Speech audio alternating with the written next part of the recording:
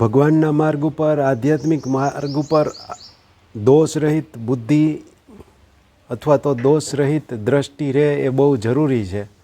એના વગર ભગવાન આપણી નજીક આવી ન શકે.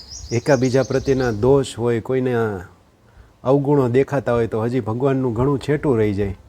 આપણને ભગવાન મળ્યા શ્રીજી મહારાજ રૂપે, બીજા બધાને પણ જે સ્વરૂપે ભગવાનને માનતા હોય એ સ્વરૂપે મળ્યા પછી ભગવાન એમનું તો કલ્યાણ કરે, આપણું કલ્યાણ કરે, પણ આપણી જેના ઉપર નજર પડે એનું પણ કલ્યાણ કરે.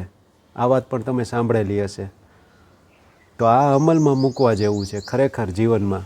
એનાથી ફાયદો આપણને જ થાય, સામેવાળાને ન થાય. આપણી અંદર શાંતિ રહે, સદાય આનંદ રહે. અને વૈજ્ઞાનિક રીતે જો તપાસ કરવામાં આવે તો જો કોઈની ઈર્ષા કે કોઈનું પ્રત્યે ખરાબ ભાવ આપણે કરીએ ને ત્યારે આપણા જ શરીરમાં, આપણા શરીરને નુકસાન કરતા જે કેમિકલ હોય ને એ બધા વધારે ઉત્પન્ન થતા હોય. એટલે બધાનું સારું થાય એવી ભાવના કરીએ ને ત્યારે આપણે જ અંદરથી શાંત રહીએ અને આનંદિત રહીએ. અને એનાથી જે શરીરમાં બધા કેમિકલ આપણે કહીએ ને તો એ બધા આપણા શરીરને એક અદ્ભુત ઉર્જા પૂરી પાડે.